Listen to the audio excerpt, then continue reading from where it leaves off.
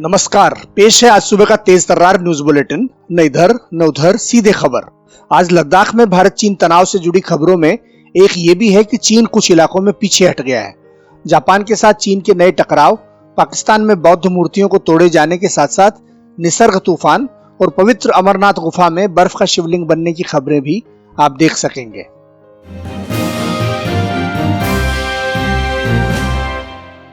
क्या पूर्वी लद्दाख में वास्तविक नियंत्रण रेखा यानी LAC पर चीन के साथ जारी विवाद में भारत की चौतरफा रणनीति का असर दिखाई देने लगा है?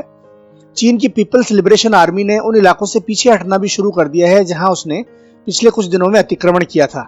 हालांकि भारत की ओर से इस पर बहुत सतर्कता बरती जा रही है कि पीछे हटने की ये कार्रवाई स्थायी है या इसके पीछे कोई रणनीतिक चाल है।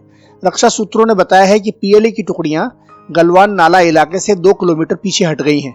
वहीं अन्य जगहों पर भी उसने सैनिक बढ़ाने या हमलावर रुख अख्तियार करने जैसी कोई बड़ी गतिविधि नहीं की है। हालांकि पेट्रोल पॉइंट 14, गोगरा पोस्ट और फिंगर 4 के पास अब भी चीनी सैनिक डटे हुए हैं। 5 मई से ही आक्रामक रुख अपना रही चीन की पीपल्स लिबरेशन आर्मी बीते 3-4 दिनों से इलाके में कुछ विशेष हलचल नहीं कर रही है और शांत है। 6 जून को दोनों देशों के वरिष्ठ अधिकारियों की बातचीत से पहले चीनी सैनिकों के रुख में ये बदलाव एक सकारात्मक संकेत देता है।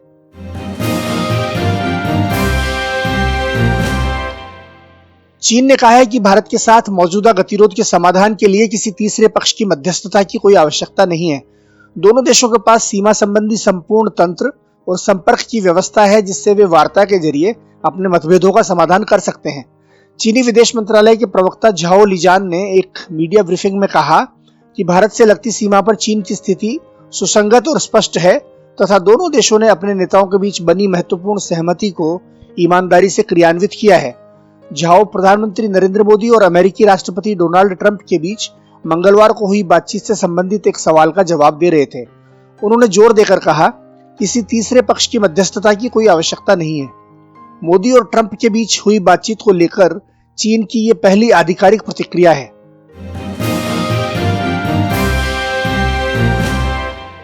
भारत और चीन की सेना के बीच 6 जून को लेफ्टिनेंट जनरल स्तर की वार्ता होगी और उम्मीद है कि दोनों पक्ष पूर्वी लद्दाख में तनाव कम करने के लिए विशिष्ट प्रस्तावों पर चर्चा करेंगे। लेह में 14वीं कोर के general officer commanding lieutenant general Harinder Singh वार्ता में भारत का प्रतिनिधित्व करेंगे। ये वार्ता सीमा पर बैठक के लिए बने हुए एक खास स्थान पर होगी। सूत्रों ने बताया कि पैगोंग त्सो, गलवान घाटी और डेमचोक में तनाव को कम करने के लिए भारतीय पक्ष वार्ता में विशिष्ट प्रस्ताव रखेगा। समझा जाता है कि सेना इन क्षेत्रों में यथास्थिति बरकरार रखने पर जोर देगी।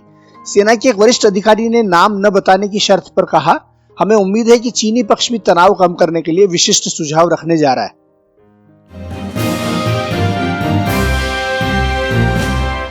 ऐसा लगता है कि चीन अब जापान से भिड़ने के लिए भी तैयार हो रहा है। पिछले कुछ समय में चीन के कोस्ट गार्ड ने जापान के सेनकाकू टापू के आसपास सक्रियता तेज कर दी है। चीन इस क्षेत्र पर भी अपना हक बताता है। कुछ दिन पहले जापान की एक फिशिंग बोट के पीछे चीनी जहाज लग गए, जिसके बाद जापान कोस्ट गार्ड ने उन्हें चेतावनी दी। दोनों आमने सामने आ गए लेकिन चीनी जहाज नहीं हटे और 10 मई तक फिशिंग बोट के पास बने रहे। जापान सरकार ने इस पर ऐतराज किया तो चीन ने उल्टा फिशिंग बोट पर चीन के इलाके में घूमने का आरोप लगा दिया। ऐसा पहली बार हुआ है कि चीनी जहाज 3 दिन तक वहां रहे और जापान की फिशिंग की गतिविधियों को गैरकानूनी घोषित कर दिया।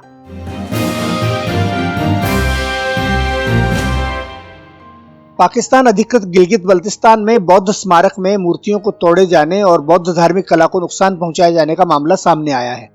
वहां पर उकेरे गए सैकड़ों साल पुराने बौद्ध चित्रों पर पाकिस्तान का झंडा और नारे पोत दिए गए हैं। भारत ने इस घटना पर कड़ी प्रतिक्रिया देते हुए पाकिस्तान को एक बार फिर भारतीय इलाकों पर अपना अवैध कब्जा तुरंत छोड़ने को कहा है। भारतीय विदेश मंत्रालय ने कहा कि भारतीय इलाकों में इस तरह की गतिविधि बेहद निंदनीय है। विदेश मंत्रालय के प्रवक्ता अनुराग श्रीवास्तव ने बताया कि भारत ने क्षतिग्रस्त बहुमूल्य ढांचे को दोबारा संवार कर सुरक्षित करने के लिए विशेषज्ञ भेजने की पेशकश की है। उन्होंने कहा कि पाकिस्तान में गैर मुस्लिमों पर अत्याचार की घटनाएं बढ़ रही हैं। गिलगित बल्तिस्तान में धार्मिक सांस्कृतिक अधिकारों को बुरी तरह कुचला जा रहा है।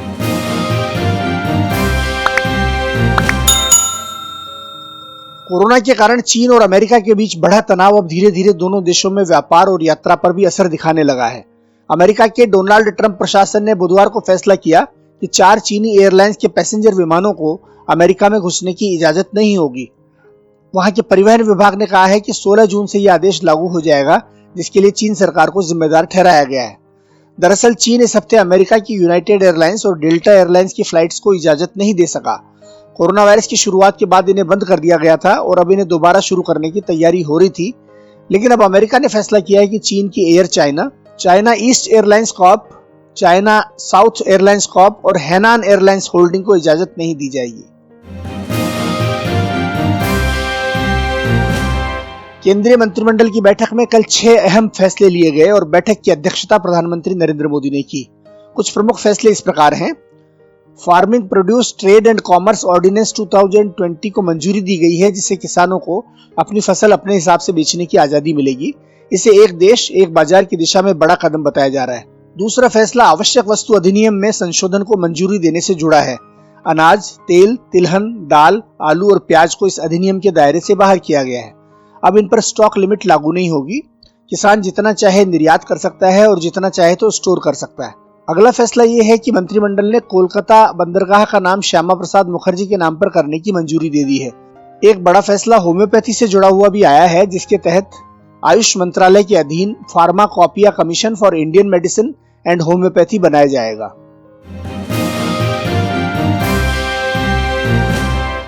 महाराष्ट्र में भीषण तबाही मचाने के बाद चक्रवात निसर्ग कमजोर होने लगा है। मौसम विभाग के अनुसार ये धीरे धीरे और कमजोर होता चला जाएगा। निसर्ग अब उत्तर पूर्वी महाराष्ट्र की ओर बढ़ रहा है। अब नासिक, धुले और नंदुरबार जिलों पर असर पड़ने की संभावना है।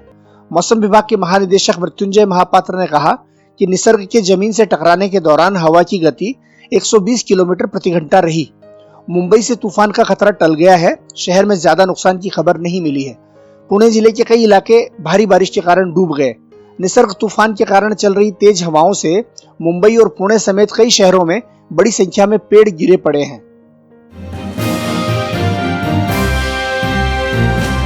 पवित्र अमरनाथ गुफा में बाबा बर्फानी की पहली तस्वीरें सामने आई हैं। तस्वीरों में अमरनाथ गुफा और उसके ठीक पहले का इलाका नजर आ रहा है। चारों ओर बर्फ है और गुफा के भीतर बर्फ का शिवलिंग पूरा बन चुका है। 23 जून से अमरनाथ यात्रा शुरू होनी है, लेकिन कोरोना के चलते यह यात्रा होगी या नहीं, ये अभी तय नहीं है। देश का नाम इंडिया से बदलकर भारत करने से संबंधित याचिका पर सुप्रीम कोर्ट ने विचार करने से इनकार कर दिया। कोर्ट ने कहा कि संविधान में पहले से ही देश को भारत कहा गया है, फिर भी याचिकाकर्ता अपनी अर्जी की एक प्रति संबंधित मंत्रालय के पास भेजें। सरकार तय कर सकती है कि उसे क्या करना है।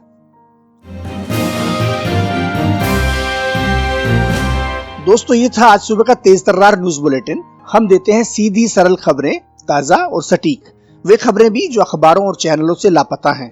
रोज सुबह इस वैकल्पिक और कंप्लीट न्यूज बुलेटिन को देखने के लिए हमें सब्सक्राइब करें।